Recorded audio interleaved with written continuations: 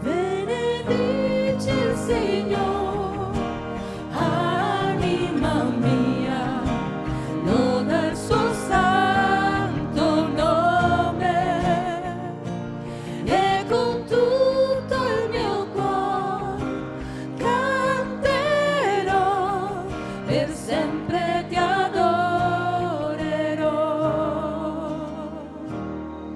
Il sole sorge su un nuovo giorno, è tempo di cantare a te. Non so cosa accadrà, non so quello che mi aspetta, ma canterò finché la notte arriverà. Benedici il Signore, anima mia, loda il suo santo nome, e con tutto il mio cuore canterò, per sempre ti adorerò. Sei lento all'ira e sei ricco in grazia, sei grande Dio, sempre ti amerò, e per la tua bontà io resterò a cantare. Mille ragioni ancora troverò. Alziamo le nostre mani.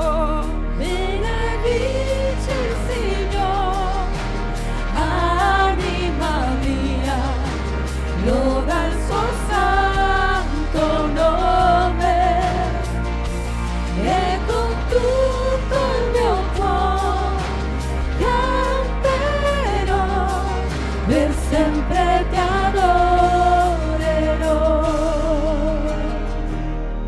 Il giorno in cui non avrò più forza, il tempo mio qua giù finirà, la mia anima continuerà a lodarti per 1000 anni e per l'eternità.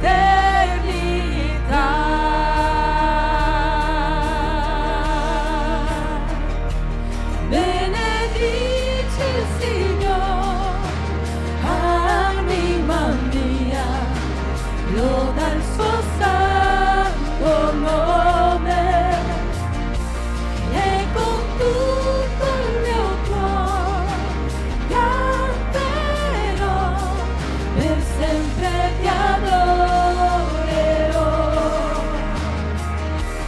Benedici il Signore, anima mia, loda il suo santo nome, e con tutto il mio cuore canterò, per sempre ti adorerò, per sempre ti adorerò, per sempre ti adorerò.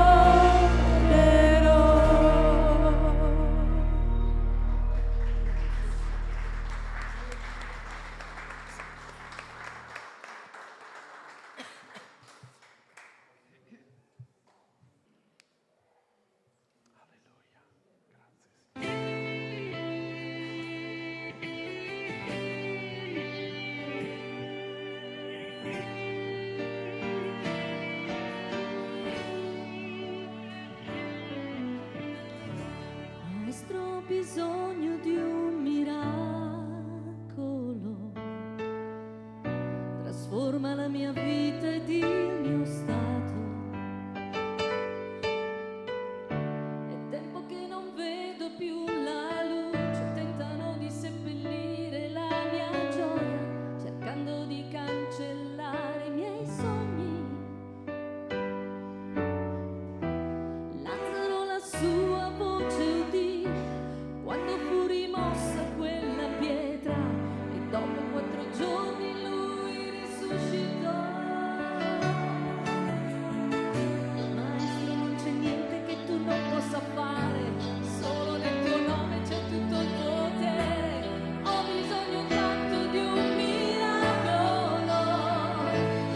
rimuovi la mia pietà, chiamami per nome, cambia la mia storia e risuscita i miei sogni, trasforma la mia vita, fai un miracolo, toccami adesso, tirami fuori, risuscitami. Maestro, ho bisogno di un miracolo, trasforma la mia vita ed il mio stato. È tempo che non vedo più la luce, tentano di seppellire la mia gioia, cercando di cancellare i miei sogni. Lazzaro la sua voce udì quando fu rimossa quella pietra e dopo 4 giorni lui risuscitò. Maestro, non c'è niente che tu non possa fare, solo nel tuo nome c'è tutto il potere. Ho bisogno tanto di un miracolo, rimuovi la mia pietra, chiamami per nome, cambia la mia storia e risuscita i miei sogni, trasforma la mia vita, fai un miracolo, toccami adesso, tirami fuori, risuscitami. Tu sei la vita, la forza dentro me, tu sei figlio di Dio, mi fai vincere, Signore di tutto in me. Io sento la tua voce, mi hai chiamato per vivere una storia di potere. Rimuovi la mia pietra e chiamami per nome, cambia la mia storia e risuscita i miei sogni, trasforma la mia vita, fai un miracolo, toccami adesso, tirami fuori, rimuovi la mia pietra e chiamami per nome, cambia la mia storia e risuscita i miei sogni, trasforma la mia vita, fai un miracolo, toccami adesso, tirami fuori, risuscitami.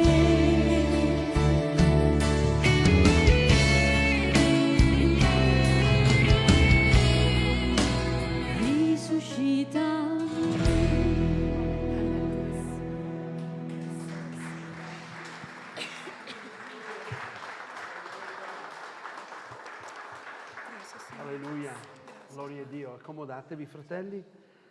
Beh, il pastore Giorgio non avete bisogno di né Fiorenza, avete bisogno più che ve li presento perché comunque fanno parte della nostra famiglia.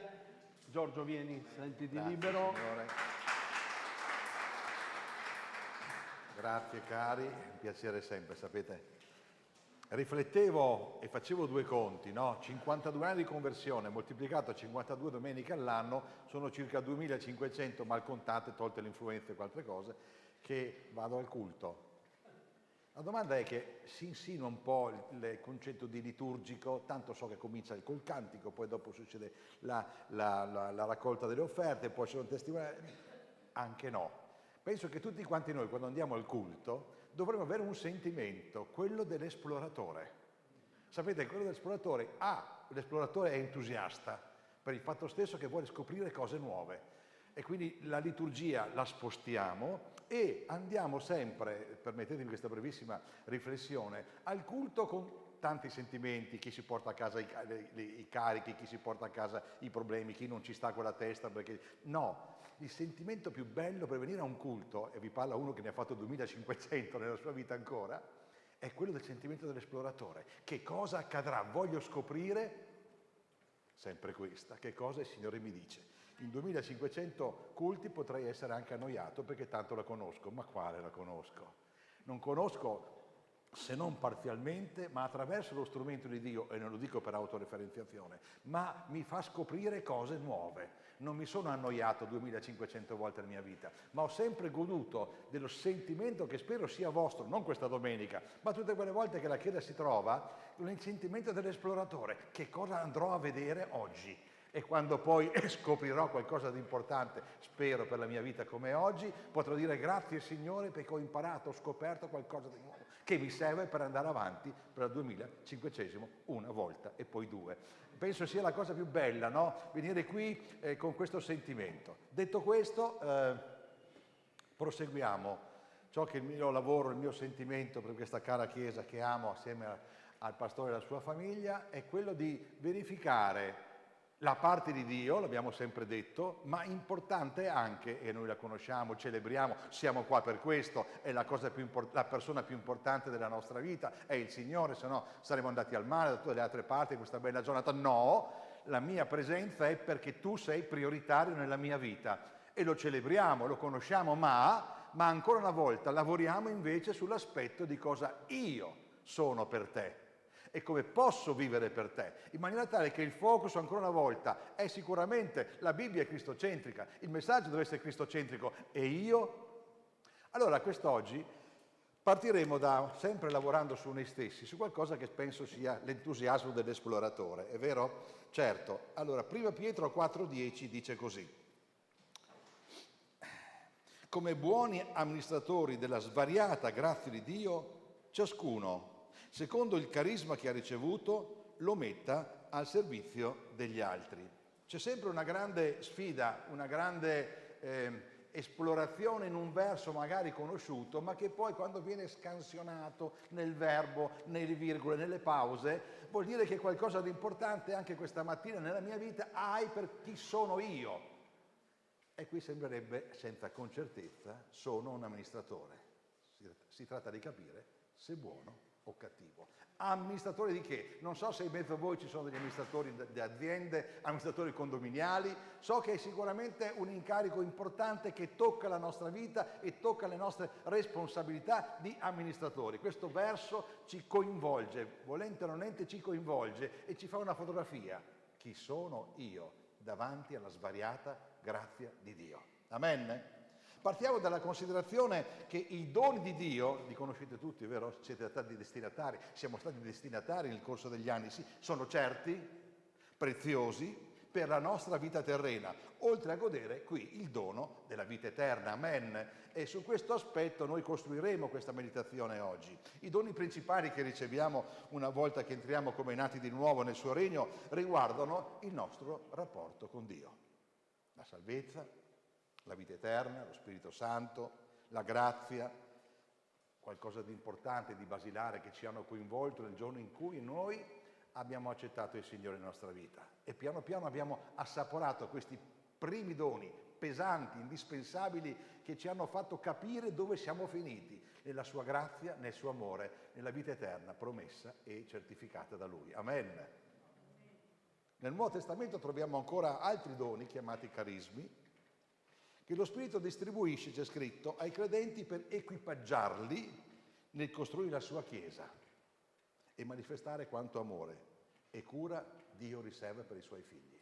Ancora una volta apprezziamo anche questi aspetti: fede, guarigione ai miracoli, profezia, sapienza, conoscenza, discernimento degli spiriti, lingua e interpretazione di lingue, insegnamento, servizio, carità e guida. Scusate se è poco. L'elenco che si è aperto nella nostra nuova vita è ricco di doni, perché noi eravamo destinati soltanto alla perdizione, all'impoverimento della nostra anima, e quanto eravamo poveri, pur avendo lauree, pur avendo sapienza umana, ma quanto eravamo poveri spiritualmente parlando. Eppure il Signore ci ha equipaggiato, ci sta equipaggiando con doni preziosi, soltanto Lui ce li poteva dare.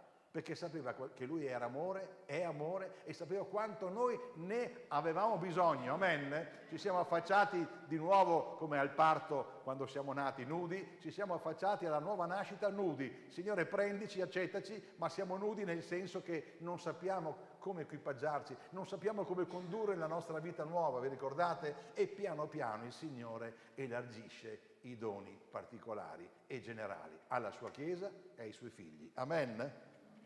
La Bibbia ci dice che questi doni sono dati a ciascuno per il bene comune. Già questa notizia è importante per capire che non ci teniamo tutto quello che potrebbe essere il bambino quando riceve i doni, no? Una volta io, adesso non si può più, amavo i trenini elettrici e quando arrivavano un vagone nuovo, qualcosa del genere, scusate il discorso giurassico, adesso aspettano la piattaforma per le cose, no? Vabbè, non importa. Però era importante appropriarsene, è tutto mio, dice il bambino, no? E se cerchi di spostarglielo, no? Come ho fatto oggi con questa bambina, no? Gli ho sottratto i cerchi di plastica, mi ha guardato strano e ha cercato assolutamente di riappropriarsi della cosa. Io cerco di scappare via, ma lei mi insegue, perché il dono è suo. Ed è bello gustare questo fatto. Tu, Signore, mi hai donato che cosa? Adesso vediamo. L'elenco principale l'abbiamo fatto, l'abbiamo ricevuto, spero che l'abbiamo gustato, perché nulla nella nostra vita è scontato nel nostro rapporto col Signore. Sì, potremmo conoscere, potremmo sentire ripetere alcune cose, ma ricordiamoci, nulla è scontato. Tra parentesi, poi il pastore ha introdotto questo, non se ne è accorto, ma nel suo parlare, nella presidenza del culto, ha introdotto l'aspetto del dono, che mi ha sempre colpito. Un concetto, quello del dono, che gli uomini hanno travisato e portato all'opposto della cultura umanistica, ovvero il corpo è mio e ne faccio quello che voglio. L'avete mai sentito? Nel movimento femminista poi non soltanto il corpo, ma citavano anche l'organo sessuale, giusto? La vita è mia e faccio quello che voglio. Altro aspetto del dono travisato da questa cultura. Apro una parentesi, in questo frangente che il pastore vi ha portato, vi porterà in questo Provita, che è un'associazione importantissima a livello nazionale, che porta avanti appunto la vita come dono di Dio e non l'aborto, senza giudicare, se notate ci stanno imbavagliando tutti quanti. E noi non dobbiamo essere imbavagliati, ma dobbiamo dichiarare la verità. Ecco perché arrivano gli oppositori, ecco perché arrivano l'arcigay, arrivano qualsiasi persona che non vuole farsi parlare. Attenzione in questo. Saggezza sì, come diceva il pastore, ma non facciamoci imbavigliare, perché questo è il pensiero comune in questo momento. Riprendo. Devo rendere conto delle mie scelte a me stesso e basta. Oppure, se le scelte tue sono scellerate e portano alle conseguenze, la colpa è sempre degli altri della società. La stessa per la cura dei figli. Li alleviamo sì, ma come? Come nostro possesso? Oppure imbocchiamo subito, da quando tu lo stai ancora allattando, il concetto che ti è di amministrazione. E come vi ho già raccontato, quando lo faccio apposta con le mamme giovani, dicendo guarda che non sarà più il tuo bambino, sarà il bambino di un altro, di un'altra. E allora ci pensano un attimo, pastore, non sono pronta. Avete visto che noi diciamo delle cose belle, no? I figli sono in amministrazione, io li provoco e arriva la prima risposta. Ci può essere, è una creatura che tu hai partorito, la stai allattando, è tutta roba tua, io lo faccio apposta. 20 anni, almeno mi auguro, in Italia un po' 38, no, 28 se ne vanno anche, no? Se ne devono andare, però è così. E allora anche i nostri figli sono un dono del Signore in amministrazione. E c'è un grande coinvolgimento di responsabilità, ma c'è anche una grande gioia. So che se ne andranno sarà anche perché ho pregato e li ho formati, ma ne parleremo più avanti. Lo stesso per il rapporto matrimoniale. Il matrimonio è un dono del Signore sicuramente, la moglie è un dono, il marito sono un dono e non sono un possesso da manipolare a nostro piacimento, ma un dono da amministrare attraverso un amore sacrificale. Vi piace? Anche se non vi piace, così è lo stesso. Focus su cose, vabbè dai, il matrimonio è bello, l'amo, no, è un dono. E tutti i nostri mariti presenti, tutte le mogli presenti, se ci guardiamo, dobbiamo guardarci con questo concetto basilare importante. Il Signore me l'ha data, il Signore mi ha dato questo uomo, questa donna, per godere finché morte non ci separi, ma è un dono. I doni di Dio sono la manifestazione della sua essenza, ovvero Dio è amore e quando si ama lo si manifesta anche attraverso il dono. Avete mai pensato ad un regalo verso chi vi ama? Avete mai pensato alla sorpresa di essere stato pensato? E da quel pensiero si va nel negozio o si scrive una lettera, per esempio, particolare, legata all'affetto, alla stima, all'incoraggiamento. È un dono. 4 raccoglitori abbiamo fatto, di quelli, sapete, grossi col buco, no?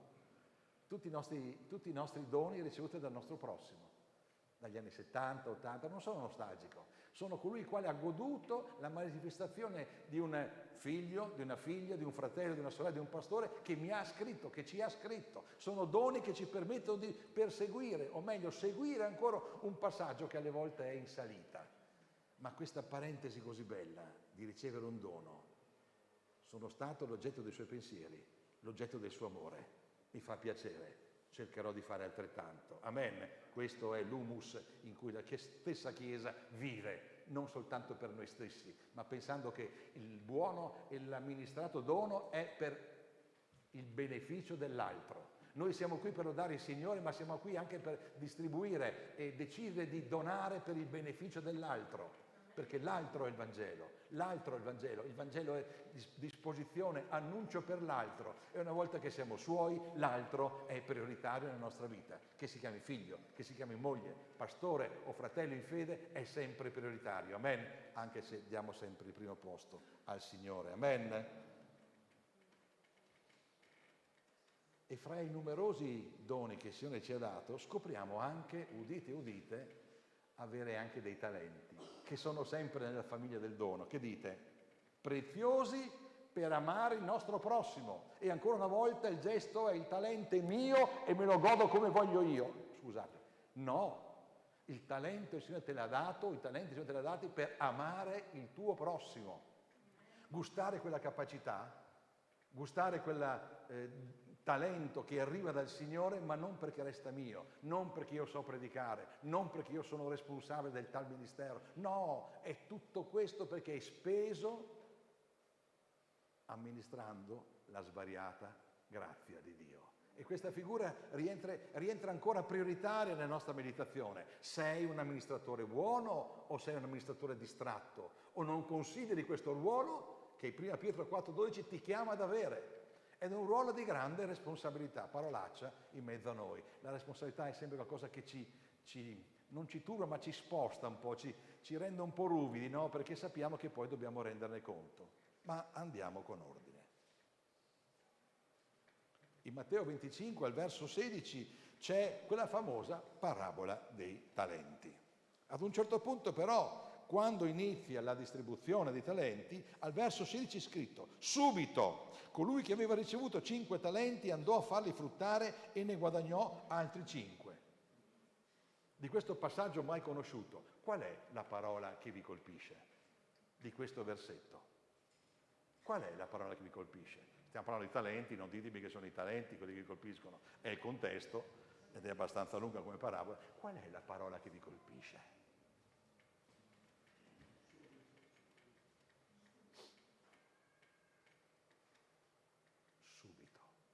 Subito, nel momento in cui noi non siamo deputati a mettere in parcheggio i nostri talenti, deputati a non godere e amministrare la svariata grazia di Dio. Quel subito poteva essere anche: ci penso, rifletto, vedo, forse sono chiamato, forse no, forse sono capace di farli fruttare, forse anche no, mi metto in parcheggio. Non è consentibile, per quanto riguarda i suoi figli, metterci in parcheggio, un parcheggio santo, un parcheggio che ci fa comodo, un parcheggio che sicuramente è salvato, benedetto, vita eterna. Che cosa vogliamo di più? Possiamo avere la tentazione di essere messi in parcheggio anche no, perché poi ci ritroviamo che i primi passi incontriamo il dono, godiamo il dono, i doni del Signore. Abbiamo fatto un piccolo elenco precedentemente e allora il subito mi è piaciuto. Un uomo determinato nell'amministrare, in questo caso, i talenti che Dio gli ha dato. Non li aveva ma subito si è messa a lavorare. Ed è una cosa molto importante, da quando ci siamo convertiti, che questa parola subito debba coinvolgerci durante tutta la vita. Allontaniamo il parcheggio e la nostra latitanza. Vi piace? Ve ne eravate accorti che era subito? Perché sapete, non c'è mai scritto nulla a caso. E mi piace i verbi, mi piacciono gli avverbi, i sostantivi. Ed è subito. Non soltanto per questo, ma poi c'è un aspetto molto importante, la sua diligenza, il suo modo di darsi per poter produrre frutto. E nella finale di questa predicazione c'è un aspetto molto importante che ci coinvolge. Questo servo viene approvato, lodato, perché è stato un altruista, è stato perché sennò aveva paura del Signore, no, perché si è reso fedele e capace. E tutti quanti noi dobbiamo specchiarci un giorno e al di là di quello che sono i ministeri, al di là di quello che di chi siamo nel Signore, al Signore piace che tutti quanti noi siamo due nella nostra vita, fedeli e capaci. E questo vale anche per i ministri, sapete? Se il Signore sceglie dei ministri, li sceglie fedeli e capaci. Ed è un riassunto della nostra preziosità nel corpo di Cristo. Ministri e non ministri, fedeli e capaci. Ma, dice sempre mia moglie, un dono si accetta con gioia e si conserva con cura. Ed ecco che l'azione comincia a diventare palpabile, ecco che allora il dono comincia a essere qualcosa che ci riguarda personalmente, la destinazione dei doni del Signore, dei talenti vengono dal Signore e già questo mi coinvolge emotivamente, ma mi coinvolge anche in una decisione, subito. Non era scontato che potesse ricevere 5 talenti, ma subito si mette all'opera per scoprire come può, attraverso le sue energie, la sua scelta, la sua saggezza, il fatto che sia fedele e capace, produrne altri 5. Amen? Quindi per ogni dono, attenzione cari nel Signore, noi siamo chiamati a rivestire il prezioso, sostanziale e doveroso ruolo dell'amministratore. Non possediamo nulla, vero? Sono soltanto doni, dalla salvezza in poi non possediamo nulla, non gestiamo noi la nostra vita. Però questo ruolo ci appartiene. La sfida che abbiamo ricevuto in questo versetto iniziale, titolo di questa meditazione, è proprio questa. È un ruolo che comunque tu voglia capire o meno, accettare o meno, è un ruolo che ci appartiene e su questo noi dovremmo essere anche orgogliosi e ringraziare il Signore perché ci affida qualcosa di importante, i Suoi doni, per amministrarli attraverso fedeltà nostra e capacità che viene dal Signore. Negli anni 80-90 la Chiesa di Verona aveva un sogno, visto che è nata nelle catacombe, tipo un locale 3 metri per 10 con 2 piante di ficus e un topo che girava ogni tanto, che usciva, però la Chiesa di Verona cresce, tante conversioni, tante cose belle, apriamo un bel locale, eccetera, poi alla fine non ci stiamo più. È la storia vostra, quella che sarà vostra, mica stiamo qua tutta la vita, no? O no? Ah, boh. E quindi si rifà, no? E dice va bene, ok, il comune di Verona ci regala 7.000 metri quadrati, poi che scopriamo sopra una discarica, ma questo fa parte dei soliti regali che ci fa l'amministrazione, e si comincia a raccogliere i soldi. Per farvela breve, Giorgio dice, il pastore, te la senti di amministrare? Sono soltanto 800 milioni di lire. Nel corso del tempo siamo arrivati a 800 milioni di lire. E questo mi ha coinvolto e mi ha fatto crescere in una responsabilità. Ero responsabile di investire 800 milioni di lire a beneficio della Chiesa per farli crescere e poter fare diventare un locale di culto decoroso e capace. Ecco che vedete, al di là, vi ho fatto l'esempio personale degli 800 milioni dove ti tremano le gambe perché non sono tuoi, sono di tutti voi e io sono chiamato ad amministrarlo.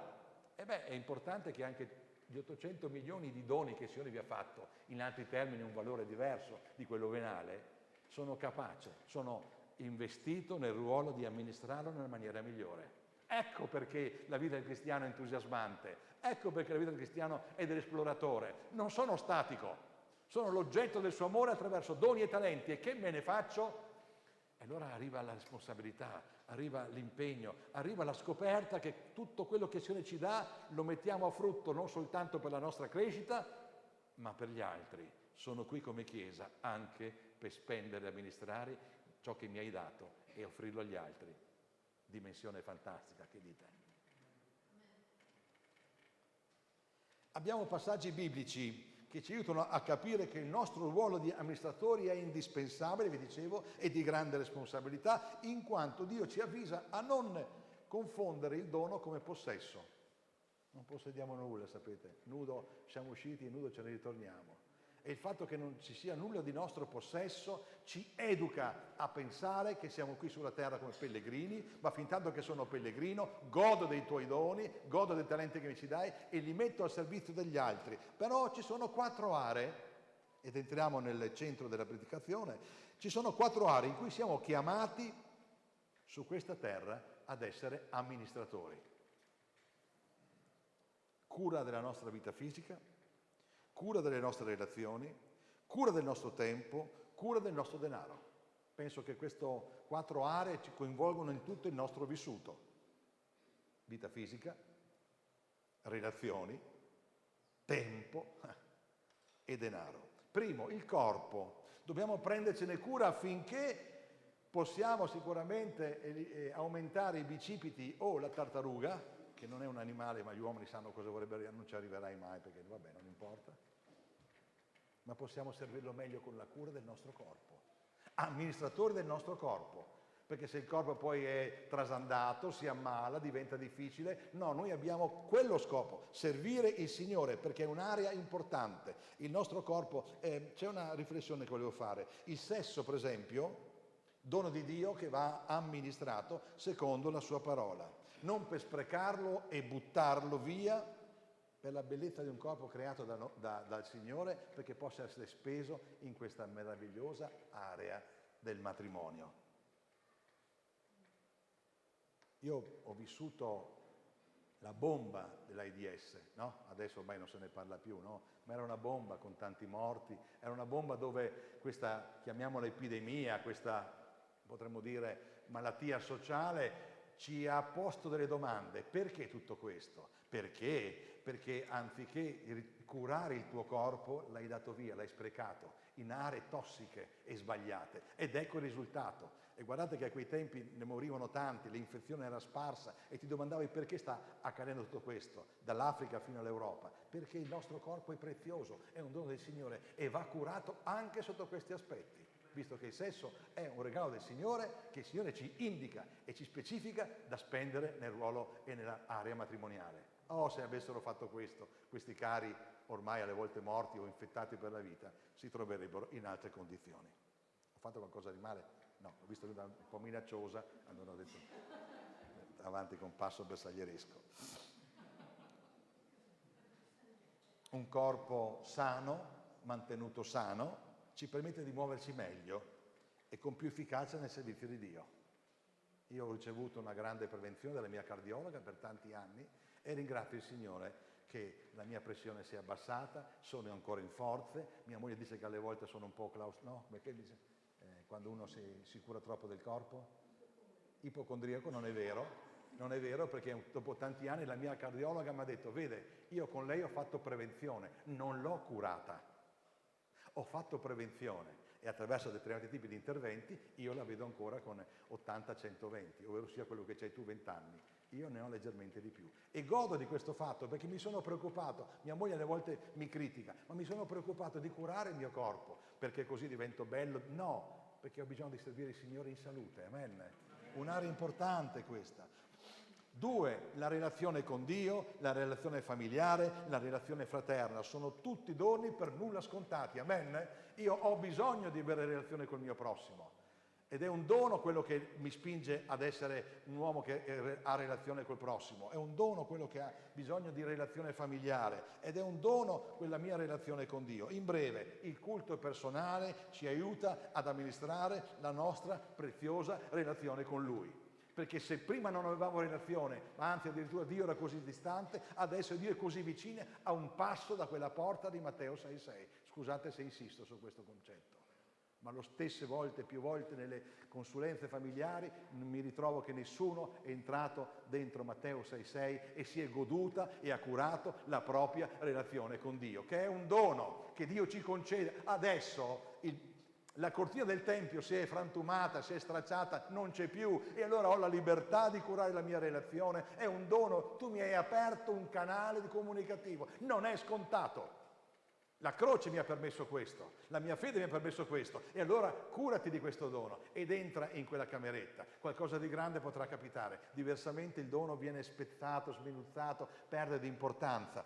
Così la relazione matrimoniale è un dono, attenzione, ma è un dono che da spendere con un amore sacrificale. Non è soltanto la gioia di avere una moglie bella, un marito bello, magari capace, così possiamo dire.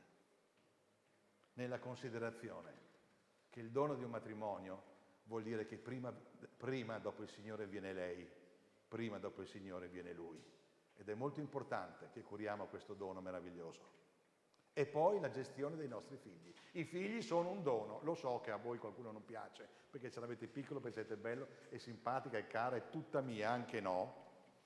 È necessario per noi tutti quanti, visto che il verbo è amministrare, la grazia di Dio, che cosa fa? Formare uomini e donne, e sottolineo uomini, e qualcuno forse mi capisce, soprattutto le donne, formare uomini e donne che siano capaci di vivere in questa società, capaci di onorare le leggi, capaci di fare una dichiarazione d'amore, capaci di essere uomini puliti, onesti, e se piace al Signore anche ai suoi figliuoli. Amen? Ma questo è un ruolo che appartiene a me e a te e a tutti coloro che sono genitori, perché è in amministrazione, poi se ne vanno. Il tuo progetto educativo finisce a 20 anni, quello che è fatto è fatto.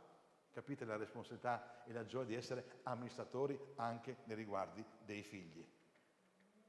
Terzo area, il tempo. Il tempo è un bene deteriorabile, vero? Non fare il filosofo. Ma è un bene deteriorabile, è come l'acqua, prova a stringere l'acqua fra le mani, e così è anche il tempo. Quindi passiamo il tempo per cercare di afferrarlo, di tornare indietro. Qualche volta c'è questa tentazione, se potessi tornare indietro, oppure di afferrare quel tempo che ormai oggi non c'è più, fra poco è passato, fra poco ci sarà una settimana più importante, è il mio tempo, non è mio ma è un dono del Signore, e attenzione a come lo devo amministrare. E guardate che su questo concetto noi ci dobbiamo sentire molto responsabili. Il tempo che io ho, che è diverso da quella sorella, da quel fratello, è tutto mio, nel senso che il Signore me ne chiederà conto di come l'ho speso. Speso in facezie, speso in cose terrene, speso in obiettivi terreni, oppure lo voglio spendere con obiettivi che vanno più in alto, obiettivi che rendono preziosa la mia vita attraverso l'impiego oculato e saggio del mio tempo. Ci avete mai pensato? È scontata questa frase, il tempo passa. No, io l'ho afferrato quel momento. Queste 2500 predicazioni che ho sentito, me ne sono dimenticati di alcune, ma alcune sono rimaste nel mio cuore. Mi hanno sfidato, mi hanno compromesso, mi hanno fatto anche pronunciare alcune promesse che sapete che lì dare promesse al Signore e poi non mantenerle ti scavi la fossa da solo. Beh, allora è successo.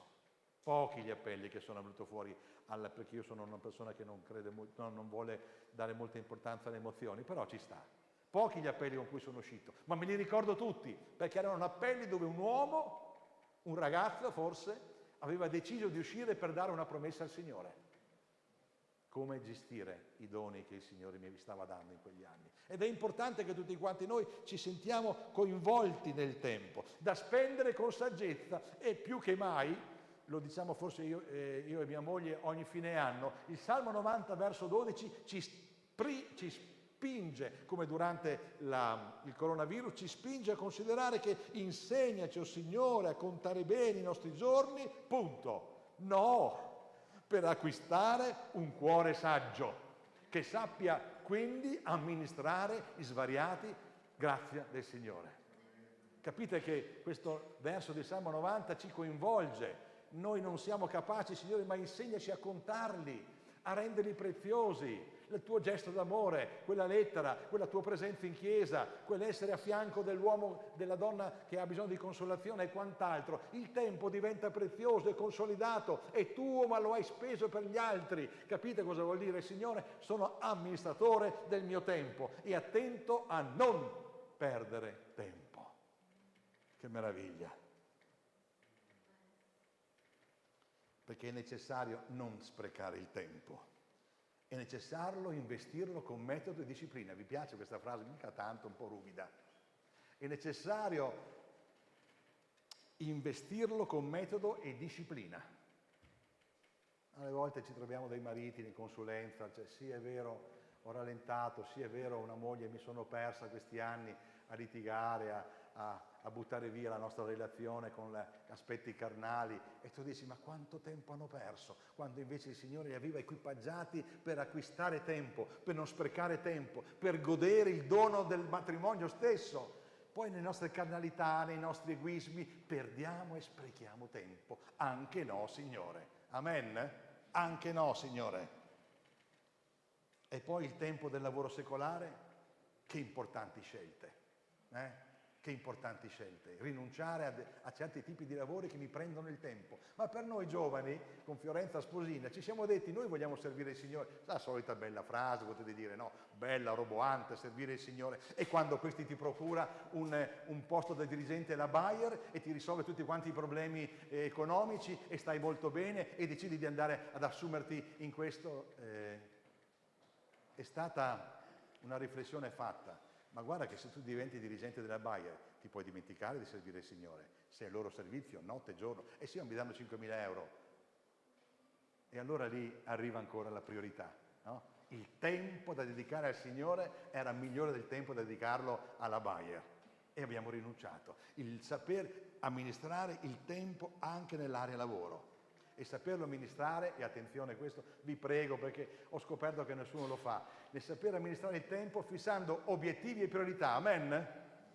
Dovremmo mettersi alla porta, ma non con un senso accusatorio o fiscale, e dire quali sono i tuoi obiettivi, siamo già arrivati a maggio, entro l'anno, quali sono i tuoi obiettivi per il Signore, per la tua vita? Quali sono i tuoi obiettivi come amministratore della svariata grazia di Dio? C'è, è nella tua vita, è nel presente tuo di figliuolo di Dio. E quali sono i tuoi obiettivi? Li fissi, gli dai delle priorità di raggiungimento. Ma la vita del Signore è fatta di questi entusiasmi. Amore, se siamo come coppia o anche come singolo, mi fisso degli obiettivi prioritari per te, Signore, io ci sono, perché voglio raggiungerli, per grazia e potenza sua. Chi ha fatto questa esperienza? Chi lo vuol fare? Pochissimi. Non so se bisogna pagare, bisogna fare un corso di teologia sistematica. Cosa possiamo fare? Signore, prendi il mio cuore e rendilo amministratore. E io ti dimostro anche che fissando obiettivi e priorità, io voglio essere un amministratore dei tuoi doni. Obiettivi e priorità. La gestione del tempo. Amen. La quarta area, il denaro. Diceva il mio pastore, è un buon servitore, è un cattivo padrone. Non è scontato di come lo usiamo, ma è un dono anch'esso, sapete? Non è nostro. Dice, ma la busta paga arriva col marchio della ditta. Non importa, lascia stare. È il Signore che ha combinato le cose perché tu possa avere un lavoro, magari Dio lo procura per la nostra esistenza. Amen. Quindi anch'esso è un dono che va amministrato con oculatezza. Il denaro, buon servitore e cattivo padrone. Bilancio familiare. Quello che esce non può superare quello che entra. Dice, saggezza spicciola. No, perché non mi appartiene. Il Signore lo offro, lo investo, e adesso vedremo anche come. Perché se c'è più uscita che entrata, cominciano i dolori. E il dono del nostro busta paga, del nostro denaro, comincia a recitare una parola, una prova contro di noi. Debiti da contrarre? Denaro è mio? Sì. E perché lo coinvolgo in un debito? Anche qui grande saggezza, non è una critica sui debiti, ma grande saggezza, perché il denaro è un dono del Signore, non è mio. Denaro coinvolto e amministrato nelle imprevisti, voce maledetta forse quella degli imprevisti, no? Il famoso dentista del bambino che vuole 5.000 euro per sistemargli l'apparecchio, è che io non ho l'amministrazione del nostro denaro. E poi è la cosa più bella, più entusiasmante, in funzione di come voglio investire il denaro nel mio Signore. Sapete, facevo porte aperte, il Cristianani non l'ha mai parlato, ma cerchiamo di essere pratici. Noi offriamo alla Chiesa Perseguitato, dove tu con tua moglie hai deciso di offrire al Signore il denaro che non è tuo, ma sapete i nostri euro cosa sono al cambio in Libia, cosa sono al cambio nel Medio Oriente? Una valanga di soldi, o no? Sbaglio? Se qualcuno è un commercialista. E questo ci coinvolge. E quando noi ci fermiamo e decidiamo di gestire come buoni amministratori il nostro tempo, la domanda è: come lo vuoi investire la tua decima, che è un punto di partenza? E anche questo ci coinvolge, ci rende responsabili. E poi soltanto questa mia riflessione del cambio, quel poco, fra virgolette, che tu hai deciso di mettere da parte, diventa qualcosa di grande dal punto di vista economico, dove tanti altri fratelli ne possono beneficiare. Alleluia! La nostra vita terrena, e vado verso la conclusione, si potrà concludere con una frase di Dio molto remunerante, richiamandoci alla parabola dei talenti, in funzione di essere stato un cattivo o un buon amministratore, perché questo oggi ci ha coinvolto, ci ha sfidato. Non siamo qui a caso, non siamo soltanto figlioli di Dio e membri di questa Chiesa. Certo, è importante, è di grande valenza, ma Prima Pietro 4,12 ci ha coinvolto in una nuova dimensione. Vogliamo viverla come piace al Signore? Ci costa? Certo, ma c'è sempre una remunerazione per ogni amministratore, è vero o no? C'è sempre una buona remunerazione. E arrivo alla remunerazione. Matteo 25,21, va bene, servo buono e fedele. Sei stato fedele in poca cosa, ti costituirò sopra molte cose. Punto. No, punto e virgola, bellissimo. Entra nella gioia del tuo Signore. E allora pensate a tutte quelle forse fatiche, forse sacrifici, forse anche imposizioni di questa figura dell'amministratore, che in tutte queste aree avete applicato la saggezza, l'amore, la forza di essere buoni amministratori dei suoi doni. E ci ricevi, Signore, e ci accetti con questa frase? Entra nella gioia del tuo Signore. Sapete, la fedeltà dell'amministrare i doni appartiene al livello di relazione che noi abbiamo col Signore. Perché sapete, posso amministrare in una certa area, posso amministrare in un certo tempo della mia vita che sono molto contento, molto felice. No, la capacità di amministrare i suoi doni appartiene dal livello che io ho di relazione col Signore. Quindi supera molto il concetto di casetta. Dai, l'avete imparato? Di casetta chiesetta, va al di là. Capite la bellezza di essere un buon amministratore, però lo divento in funzione della mia relazione personale col Signore in quella cameretta. La capacità di arrivare a questo è perché il Signore ci concede saggezza, discernimento e la potenza di poter servirlo e di essere amministratori oculati. Quindi non ci sentiamo soli in questo, non è una sfida impossibile questa e non è neanche un ruolo che non ci appartiene, alleluia, no! Perché sapete, il giorno della resa dei conti arriva per tutti quanti noi. Il padrone di quei servi fa i conti con loro alla fine, è vero?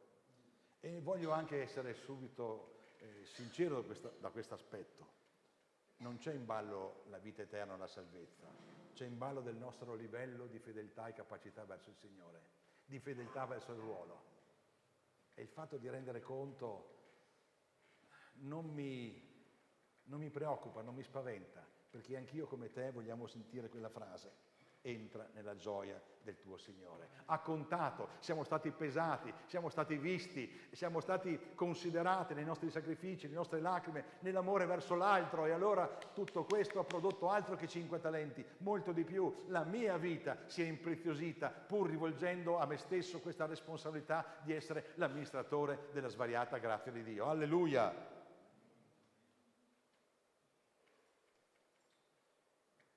Quanta stima verso il Signore, ma dico e aggiungo quanta riconoscenza su ciò che Dio ci ha donato.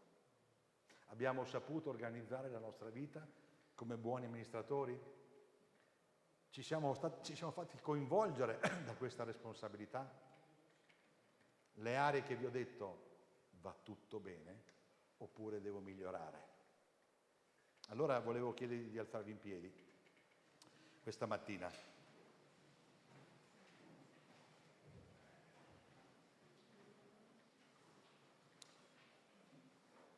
Forti del fatto che fedeli e capaci amministratori della sua grazia, non solo saremo accettati per questo, con una semplice lode, ma con una promessa importante: vieni a godere con me per l'eternità.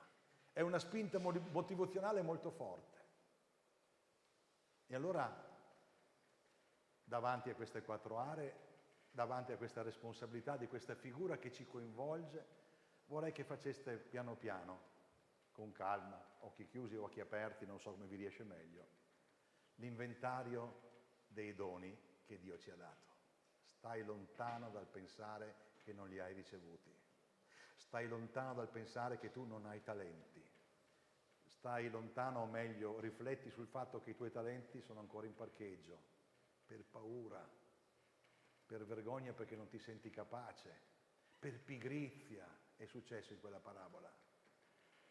Allora non usciamo con un senso di colpa, ma usciamo raccogliendo questa sfida, che è una sfida di riconoscenza verso Dio, che non ti ha lasciato povero in questa terra, in questa vita terrena, di riconoscenza verso il Signore che ti ha dato quel dono specifico, quello che sta a fianco a te non ha lo stesso dono, non ha lo stesso talento, perché Dio è vario nella sua grazia, nel suo amore, nella sua generosità. Allora pensa qual è il tuo dono, qual è stato il tuo talento, quanto l'hai messo a frutto.